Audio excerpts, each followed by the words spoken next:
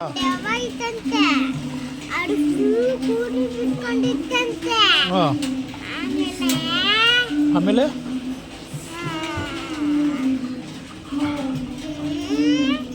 ಆ ಕೃಷ್ಣನಲ್ದ ಮೇಲಿಂದ ಆಕಾಶದಿಂದ ಆಮೇಲೆ ಆ ಕೃಷ್ಣಗೊಂಡಿ ಸಾಯಿಸ್ಬಿಟ್ಟ.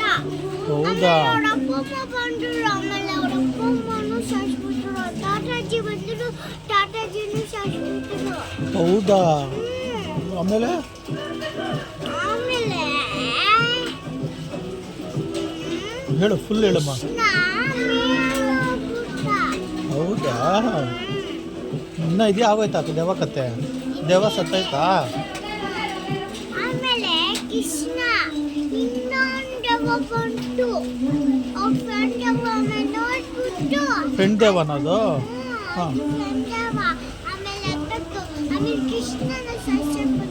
ಕೃಷ್ಣ ಅದನ್ನೇ ಸಾಯಿಸ್ಬಿಡ್ತು. ಕೃಷ್ಣ ಎಲ್ಲ ದೆವ್ವನ ಸಾಯಿಸ್ಬಿಡ್ತು. ಕೃಷ್ಣ ತುಂಬ ಸ್ಟ್ರಾಂಗ್ ತಾನೆ? ಆಮೇಲೆ ಹಾಂ.